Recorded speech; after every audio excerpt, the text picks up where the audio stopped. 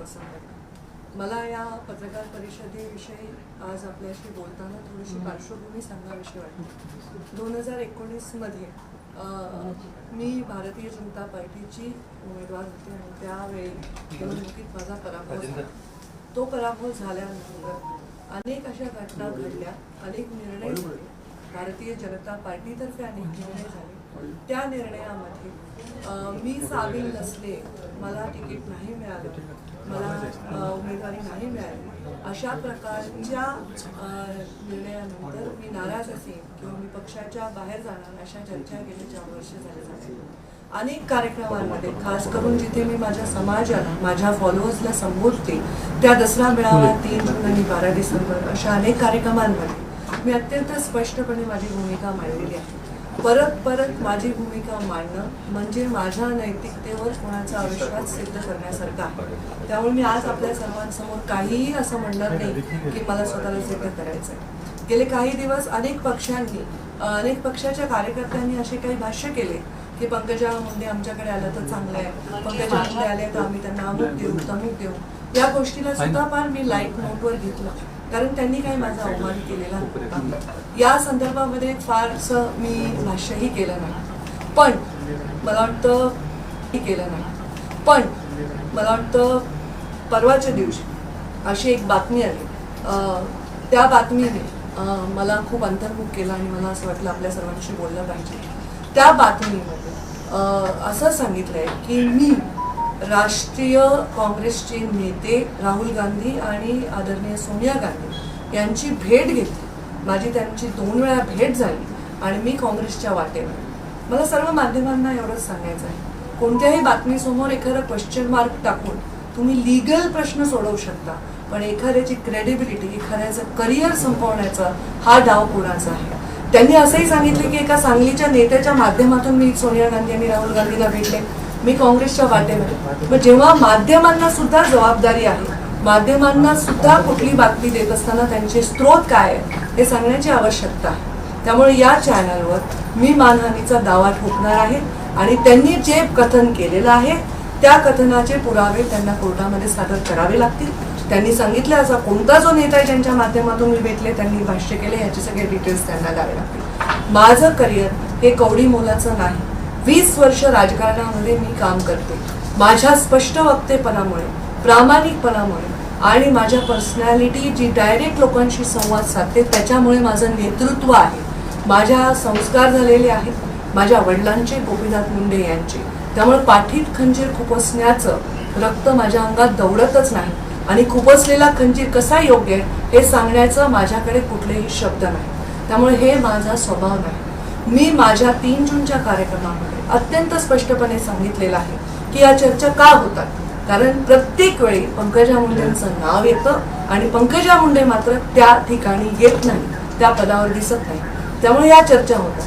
तर हा दोष माझा तर नाही. याच्यावर उत्तर द्यायला पाहिजे ते पक्षाने द्यायला पाहिजे की पंकजा मुंडे आता पात्र असतील नसतील हे उत्तर मी किती वेळ देणार, मी हे देऊ शकत नाही. जेव्हा जसं भागवतकरांना राज्यसभा मिळाली, रमेश अप्पा कराडांना विधान परिषद मिळाली, त्याच्याही नंतर अनेक विधान परिषद झाल्या.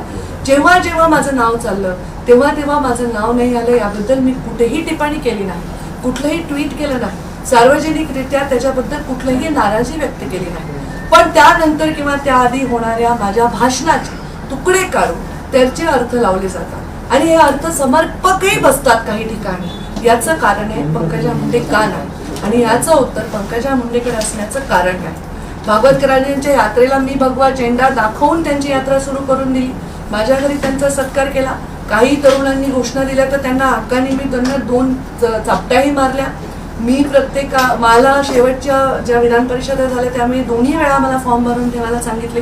सकाळी 9 वाजता मला फॉर्म भरायला येण्याचंही सांगितलं गेलं पक्षाकडनं आणि त्याच्या 10 मिनिटं आधी मला फोन येऊन सांगितलं की तुम्ही हे फॉर्म भरायचं आहे, जैसी आपकी आज्ञा असं समजून मी पक्षाचा प्रत्येक आदेश हा शिरसावंद्य मानला. मग मी पक्षाच्या विरोधात काय केलंय म्हणून माझ्या नैतिकतेवर असा प्रश्न निर्माण केला. या चॅनलला माहिती कोणी दिली, ही माहिती का दिली, या माहितीचं असे मुहूर्त का गाठले जातात की अशा वेळी माझ्या नैतिकतेवर प्रश्न निर्माण होतो. राजकारण मी करेन किंवा नाही करेन, कधी करेन, कुणाशी करेन हा वेगळा विषय आहे, पण मी राजकारण करत असताना नेहमी स्पष्ट भूमिका घेतली.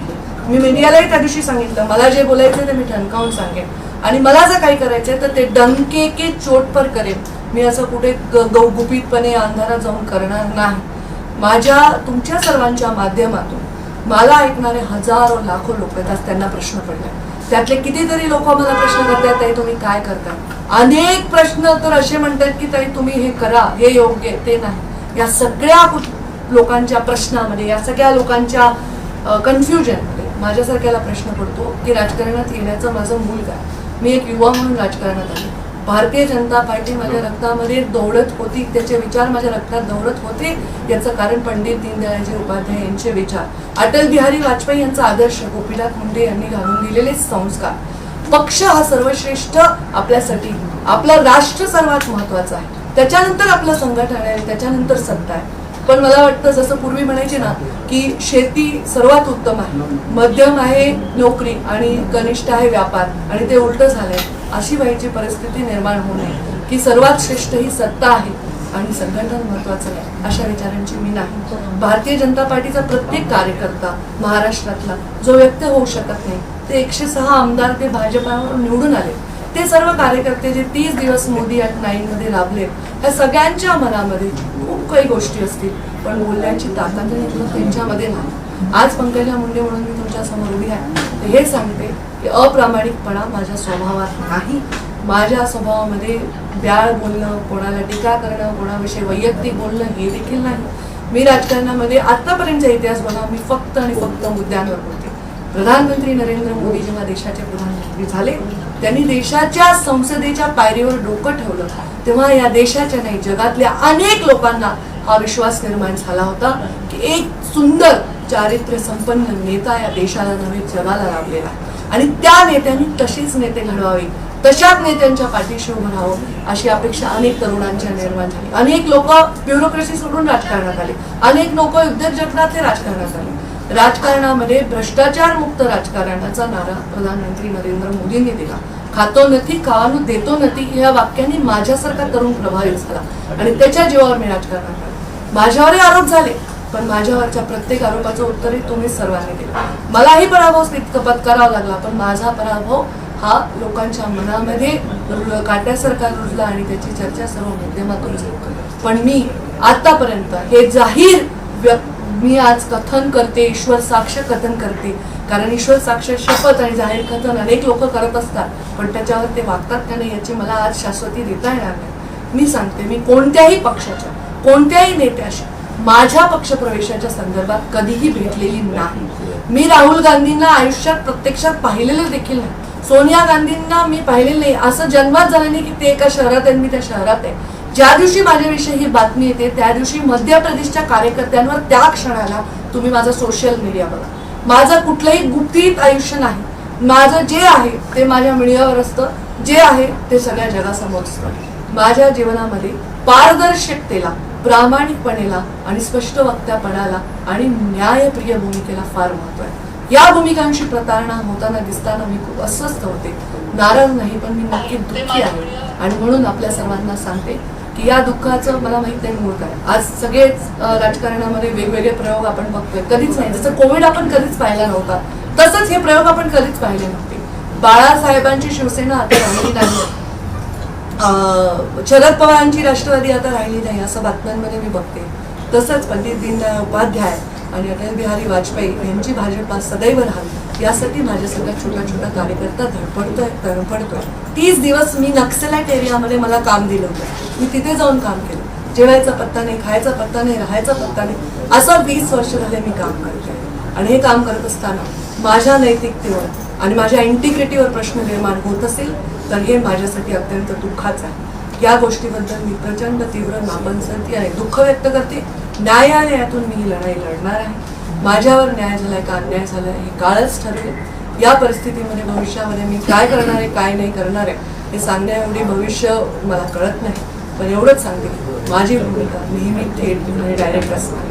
आज मला या क्षणात मी स्पष्टपणे सांगते, कोणत्याही पक्षातल्या कोणत्याही नेत्याशी माझा कुठलाही संवाद माझ्या पक्षप्रवेशाच्या संदर्भात हेही तेवढंच सांगते की अनेक पक्षांनी माझ्याशी सन्मानजनक स्टेटमेंट करून सांगितले की मी त्यांच्या पक्षात यावे. माझ्या पक्षाला माझा सन्मान वाटत असेल अशी माझी अपेक्षा आहे. ते त्याच्याबद्दल काय विचार करत असतील हे त्यांचा संपूर्णतः निर्णय आहे. पण माझा प्रवास हा आतापर्यंत पूर्णपणे स्पष्ट आणि पारदर्शक. लपून छपून काम करणं हे माझं नाही आणि आता या जगाला लपून छपून काम करण्याचा कंटाळा आला. सर्व गोष्टी कोणाची सत्ता आहे, कोणाला कोणतं मंत्रीपद आहे, हे आम्हाला हवे, ते आम्हाला हवे, हे उलटून टाकलं, तो पक्ष संपला, हा पक्ष संपला, याच्यावर सीमित आहे. लोकांचं काय? असा उद्योग, असा तरुण आहे जो वकील आहे, जो डॉक्टर आहे, जो स्टार्टअप नवीन काढू इच्छितो, असा मुलगा आहे जो शिकू इच्छितो, यांचं काय? संस्था चालकांविषयी कोण बोलणार आहे? या युवकांविषयी कोण बोलणार आहे? महिलांच्या अत्याचाराविषयी काय बोलणार? आपल्या चर्चा चालल्या कुठे आहे? एका मुलाने ड्रग घेतलेला पकडला ह्याच्यावर चर्चा होते कारण तो एका मोठ्या सुपरस्टारचा मुलगा असतो. पण या देशामध्ये एवढा इझिली ड्रग मिळतं हे फेल्युअर कोणाचं आहे? एखाद्या मुलीवर जेव्हा अत्याचार होतो तिला कोणत्या जातीच्या माणसाने अत्याचार केला ह्याच्यावर चर्चा होते, पण त्या मुलीवर अत्याचार होतो हे फेल्युअर नाही का? एखादी माहिती एखाद्या घटनेविषयी एखाद्या समाजातल्या जबाबदार व्यक्तीकडे आहे आणि तो म्हणतो मी अजून देतो, थोड्या थोड्या टप्प्याने देतो, हा जनतेच्या वरचा अधिकार भंग नाही का? एखाद्या पदावर विराजमान माणसाकडे जर एखादी माहिती असेल तर ती माहिती लपवून ठेवून त्याचा राजकीय उपयोग करण्यापेक्षा त्या माहितीचा न्यायाने उपयोग केला पाहिजे आणि शिक्षा दिली पाहिजे, अशी भूमिका माझी. या सगळ्या भूमिकेला प्रतारणा करणाऱ्या भूमिका माझ्या आजूबाजूला असल्यामुळे मी प्रचंड कन्फ्यूज आहे. मी 20 वर्षामध्ये सुट्टी घेतलेली नाही. मला 1-2 महिन्याच्या सुट्टीची आवश्यकता आहे. मला अंतर्मुख होण्याची आवश्यकता आहे. मला विचार करण्याची आवश्यकता आहे. मी आमदार झाल्यावर माझा पहिला इंटरव्ह्यू सुधीर गाडगीळ यांनी घेतला होता. तेव्हा मी असं म्हणाली होती की राजकारणामध्ये ज्या आयडिओलॉजीजला समोर ठेवून मी राजकारणात आले, त्या आयडिओलॉजीजची जेव्हा जेव्हा मला कुठेतरी प्रतारणा करावी लागेल आणि मला चुकीचे ॲडजस्टमेंट करावं लागतील, तेव्हा मी राजकारणातला एक्झिट घ्यायला सुद्धा मागे पुढे पाहणार नाही. आत्ताच्या परिस्थितीमध्ये मला एक ब्रेकची आवश्यकता आहे आणि तो ब्रेक मी घेणार आहे. एवढंच या निमित्ताने आपल्या सर्वांना सांगते. 1-2 महिने मी लिटरली सुट्टी घेणार आहे आणि मग मी अंतर्मुख होऊन विचार करणार आहे आणि त्या सगळ्या जीवनातल्या संस्कारांवर विचार करणार आहे आणि त्याच वाटेवर मी आहे का हे मला तपासून बघायची गरज आहे.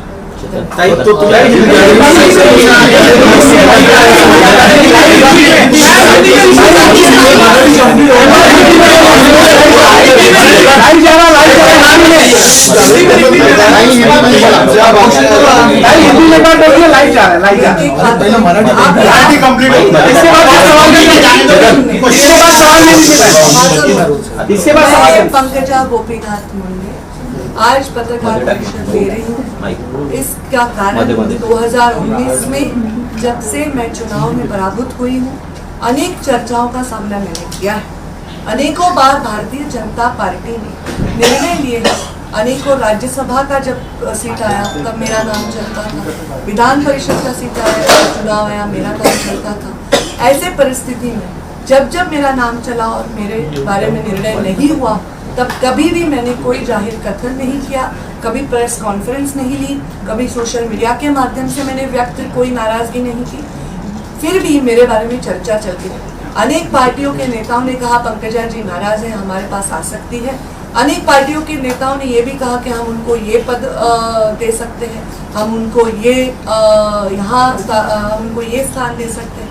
उसी बारे में भी मैंने उसको बहुत लाइट नोट पे लिया. पर कल परसों जो एक न्यूज़ आई, वो न्यूज़ ऐसे कहती है कि मैं राष्ट्रीय नेता जो कांग्रेस के हैं आदरणीय राहुल गांधी और सोनिया गांधी जी से मिली हूँ. 2 बार हमारा मिलना हुआ है. एक सांगली के नेता है जो हमारे इस मिलने में मध्यस्थ है और मैं भारतीय जनता पार्टी छोड़कर कांग्रेस की तरफ जा रही हूँ. ये जो न्यूज़ आई है ये न्यूज़ सरासर झूठ है. ये न्यूज़ नहीं, मैं ये आपको शपथ पूर्व ईश्वर साक्ष्य कह सकती हूँ, क्योंकि आजकल शपथ पूर्व ईश्वर साक्ष्य हर कोई शपथ लेता है, पर वो उससे कितना प्रामाणिकता से उससे जुड़ा हुआ है मैं नहीं जानती. पर मैं आज ये सबके सामने कहती हूँ, कोई भी पार्टी के कोई भी नेता से मेरे पार्टी के प्रवेश के बारे में मेरी कभी भी कोई भी बात नहीं हुई. राहुल गांधी जी को तो मैंने प्रत्यक्ष रूप में कभी देखा तक नहीं, सोनिया गांधी जी को मैंने कभी देखा तक नहीं. ऐसा भी कभी नहीं हुआ है कि वो एक शहर में है और मैं इस शहर में. जब ये न्यूज़ आई उस समय मैं अपने मध्य प्रदेश के भारतीय जनता पार्टी के कार्यक्रमों में अपने कार्यकर्ताओं के साथ थी. और ये न्यूज़ जब आई तो मुझे इस बारे में बहुत पीड़ा हुई, क्योंकि आज तक ऐसी न्यूज़ आती थी कि इनका ऑफर है, मैं उसको लाइट नोट पे लेती थी। पर ये जो न्यूज़ है ये कहती है कि उनके पास ये मालूमात है, उनके पास ऐसे सूत्र कहते हैं, और एक क्वेश्चन मार्क डाल दिया कि क्वेश्चन मार्क डालने से लीगल सब सही हो गया। मैं इस चैनल पर मानहानि का दावा ठोकने वाली हूँ, क्योंकि मेरा करियर कौड़ी मोल नहीं है। लाखों लोग मुझसे जुड़े हुए हैं, उनके भवितव्य मुझसे जुड़े हुए हैं, और मेरी गरिमा, मेरी प्रतिष्ठा और मेरी इंटीग्रिटी भी इसमें चैलेंज होती है। मेरे सिर्फ पॉलिटिकल जगत में नहीं, सिने जगत में मेरे दोस्त हैं, उद्योग जगत में मेरे बहुत सारे मित्र परिवार हैं। आज वो सब मुझे ये सवाल पूछ रहे हैं। इतना ही नहीं, मेरा बेटा कहता है मम्मा ये न्यूज़ आ गया, ये सही नहीं है, पर ऐसा न्यूज़ कैसे आ गया। ये मेरे पर्सनालिटी पर उठा हुआ सवाल है, और ये कौन कर रहा है। इस देश के गृह मंत्री अमित शाह, प्रधानमंत्री नरेंद्र मोदी है। मेरा जैसा सूक्ष्म पार्टी का जीव अगर ऐसी कोई मुलाकात करता है या किसी को मिलता है, तो क्या उनको पता नहीं होगा? क्या मेरे फोन में मैं किससे बात करती हूँ, क्या उनको पता नहीं होगा? मुझे लगता है मेरे जैसे सरल, स्पष्ट और पार्टी से प्रामाणिक नेता के गरिमा पर यह उठा हुआ प्रश्न चिन्ह है। हाँ, बहुत बार ऐसा हुआ मेरा नाम चला, पर नाम मुझे मिला नहीं। मैंने पार्टी का आदेश उस समय स्वीकार लिया। मैंने तो फॉर्म भी भर के विधान परिषद का मुझे बताया गया कि रखो, और फॉर्म भरने के समय के 10 मिनट पहले मुझे बताया गया कि आप ये फॉर्म नहीं भर सकती है। तो मैंने कहा कि पार्टी का आदेश मेरे लिए सर्वोतोपरि, पर मेरे बारे में ऐसी शंका उपलब्ध करना मुझे बहुत दुख दे रहा है। ये पार्टी में मैं पली बड़ी हूँ, हजारों कार्यक्रमों में मैंने अपनी भूमिका व्यक्त की है। मैं बार बार इस बारे में बात नहीं करना चाहती। 3 जून को जब मेरे पिताजी की पुण्यतिथि थी, उस दिन मैंने कहा था कि ये चर्चा जो होती है वो चर्चा मेरी वजह से नहीं होती। ये चर्चा पार्टी के जब कोई निर्णय होते हैं तब मेरा नाम चलता है और नहीं मिलता है, इसलिए होता है।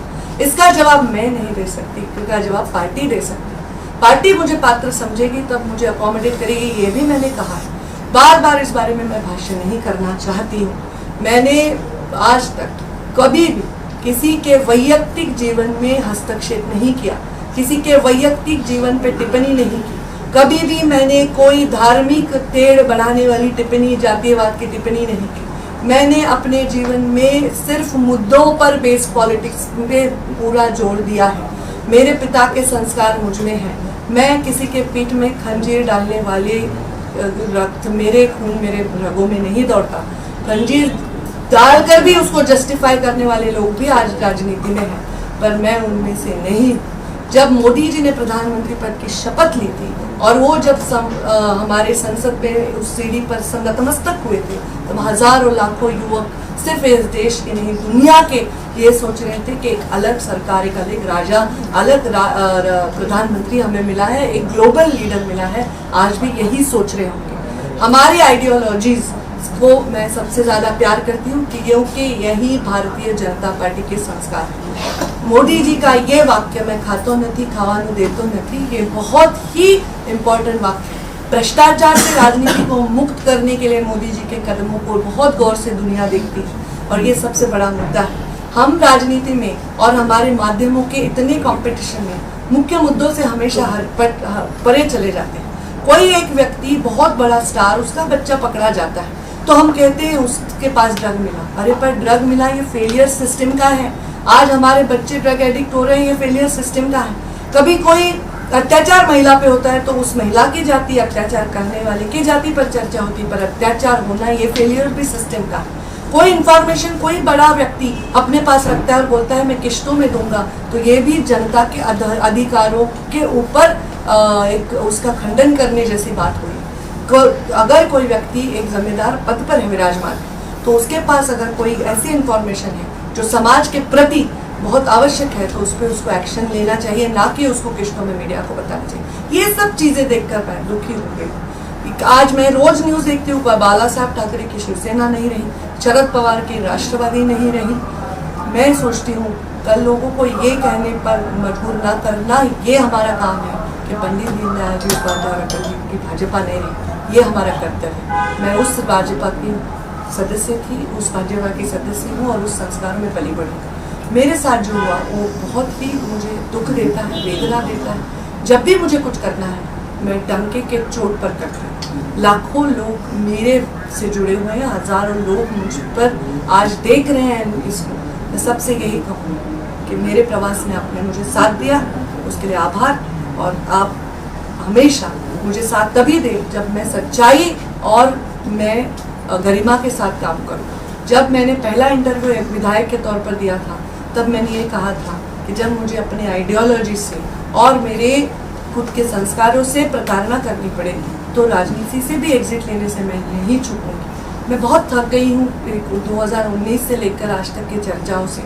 मैं आज थोड़ा ब्रेक लेना चाहती हूँ, 1-2 महीने मैं अपने आप में जाकर सोचना चाहती हूँ कि राजनीति कहाँ जा रही है, देश को कहाँ ले जा रही है, देश के युवाओं को क्या दे रही है। देश में सब लोग जो राजनीति की तरफ आज देख रहे हैं वो यही देख रहे हैं कि कौन सा पार्टी टूट रहा है, कौन कौन से पद पर विराजमान हो रहा है, कौन मंत्री बन चाहता है, कौन क्या बन रहा है।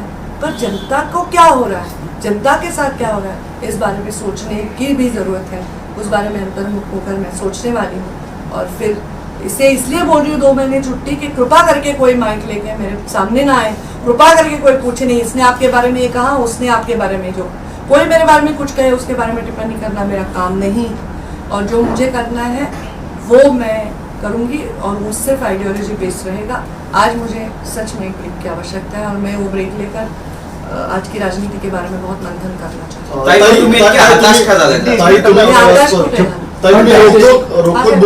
तुम्ही रोखोक भूमिका मांडलेली आहे, मी कोणत्याही पक्षामध्ये जाणार नाही. मात्र ही भूमिका मांडताना तुम्ही असं देखील म्हटलेलं आहे की मी खंजीर खुपसणाऱ्यापैकी नाहीये, माझ्या ते रक्तामध्ये नाहीये. सध्याच्या राजकीय स्थितीमध्ये हा पाठीत खंजीर कोणी खुपसला नेमका काय सांगाल तुम्ही? रोग कुणाकडे? मला याच्यावर काहीच उत्तर द्यायचं नाही.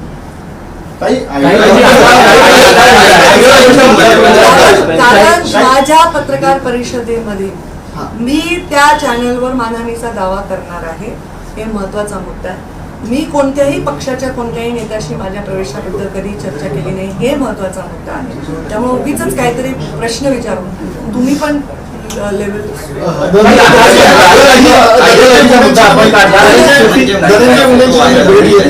प्रश्न मला कळला, तुमचा काय प्रश्न दोन्हीच उत्तर. आयडियोलॉजी बद्दल आपण बोलला. आता सध्याची आपण राजकीय परिस्थिती बघितलं तर भाजपच्या विपरीत वृत्ती असलेला पक्ष आज सत्तेत बसलेला आहे भाजपच्या सोबत. तर म्हणून हा मुद्दा आला का आणि सुट्टी घेताय का? नाही, सुट्टी मी याच्यासाठी घेत आहे कारण मला ह्या सगळ्या चर्चांमुळे माझ्या मनामध्ये खूप विषाद आहे, माझ्या मनामध्ये फार वेदना आहे, दुःख आहे आणि मला कंटाळा आलाय या शॅलो गोष्टींचा. मी हताश काही नाही आहे, मी एकदम भक्कम आहे. माझा कार्यकर्ता प्रतीक्षा करतो माझ्या प्रत्येक भाषणाची, माझ्या निर्णयाची. मी अजिबात हताश नाही. मी तुमच्यापासून ब्रेक घेते, माझ्या समाजसेवेपासून ब्रेक घेत नाही, माझ्या लोकांपासून गैरसमज करू नका, असल्या बातम्या लावू नका. मी ब्रेक ह्याच्यासाठी घेतली की मी या सगळ्या गोष्टींवर टिप्पणी करण्यापासून मला परावृत्त व्हायचं आणि म्हणून आता या जे तुम्ही मला प्रश्न विचारला याचं उत्तर मी देऊ शकत नाही. त्याचं उत्तर भारतीय जनता पार्टीचे प्रवक्ते प्रदेशाचे अध्यक्ष देतील. मी मध्य प्रदेशची प्रभारी आहे. मध्य प्रदेशच्या निवडणुकीबद्दल काय बोलायचं असेल तर मी उत्तर देईन.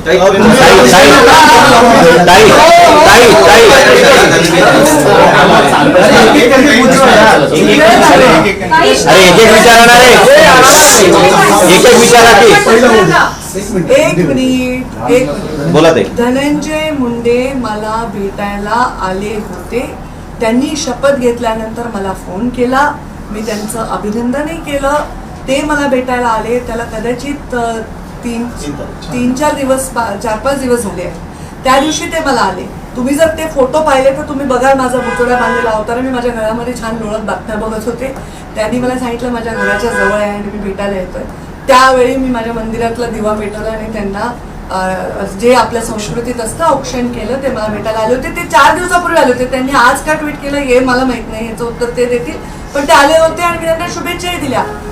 मला कोणी मंत्री झालं त्याच्याविषयी आनंदी धनंजय झाला तर आनंदच आहे. मी त्यांना शुभेच्छाही दिल्या. पण या नवीन जी समीकरणं झालेली आहेत त्यामुळे तुमचा जो मतदारसंघ आहे त्याच्यावरती आता प्रश्न निर्माण होते कारण की तुम्ही त्यांच्या विरोधात लढला आणि आता ते तिथे आमदार आहेत. मग आता भविष्यात पुढे काय या सगळ्या मतदारसंघाचं आणि तुमच्या वाटचाली? ज्यांनी हे निर्णय घेतले त्यांनी हे उत्तर देऊ शकतील. तुमच्यासोबत चर्चा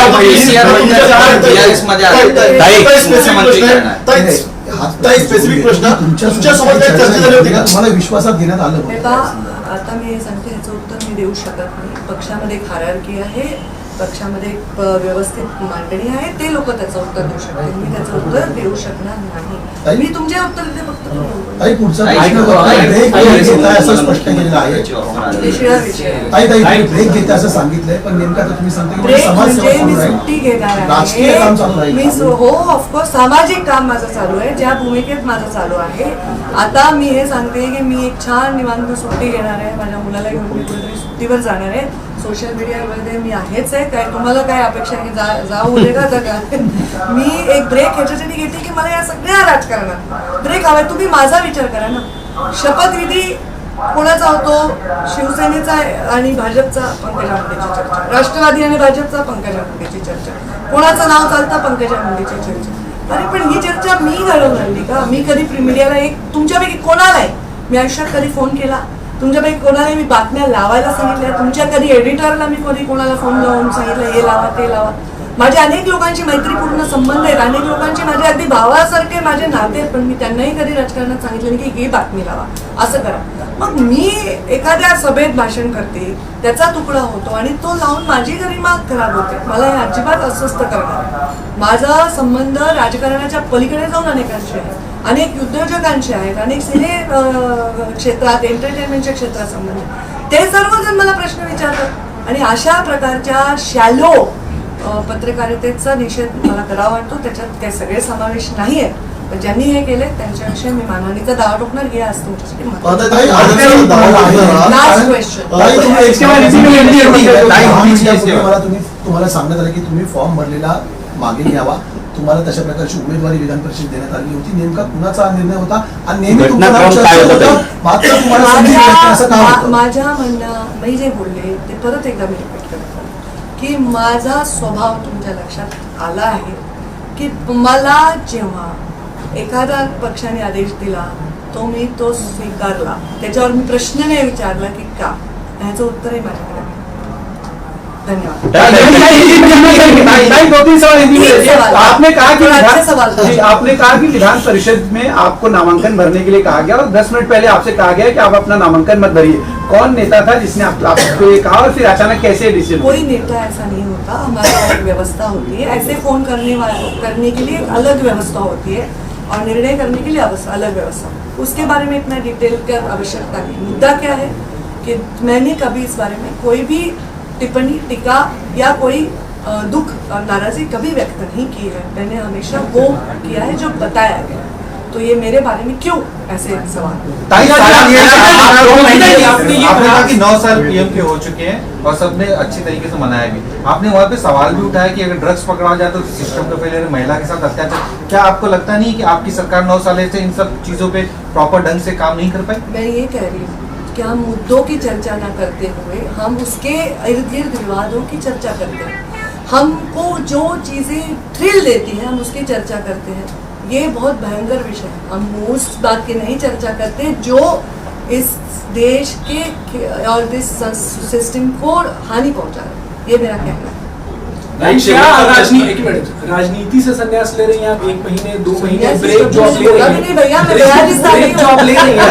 क्या राजनीति से ले रही हैं ब्रेक? मैं छुट्टी ले रही हूँ. छुट्टी का क्या मतलब है? ब्रेक ले रही हूँ. ताई,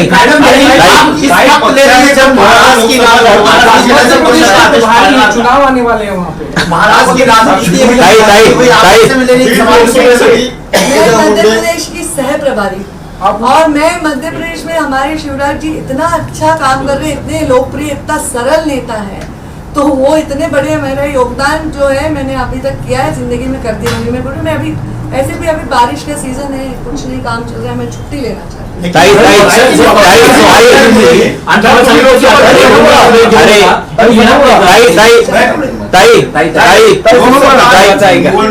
प्रश्न तर कळलं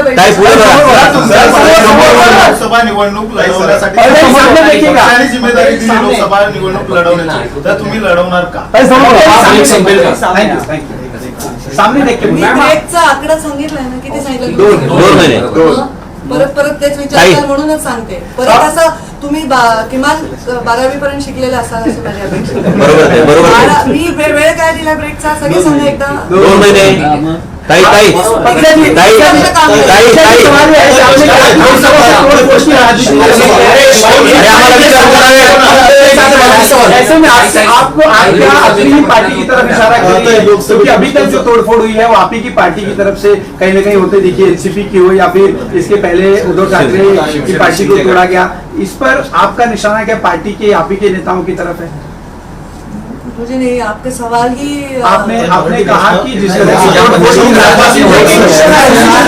अरे थांबा ना. मला आता कोणत्याही 2 महिन्यानंतरच्या विषयावर टिप्पणी करायची नाही. ताई ताई ताई ऐका ना. 2 ताई एक प्रश्न आहे.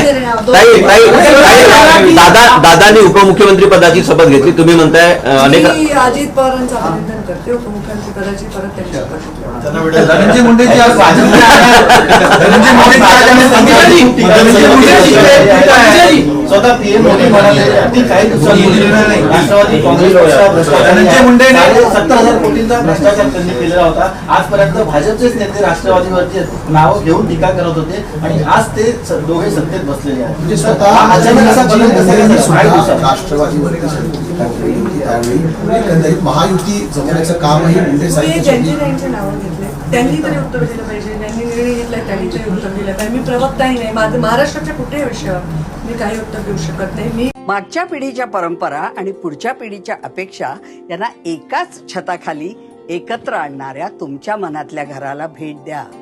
रिडेव्हलपमेंट क्षेत्रातलं कोथरूड मधलं सगळ्यात विश्वसनीय नाव बढेकर ग्रुप, नाते विश्वासाचे.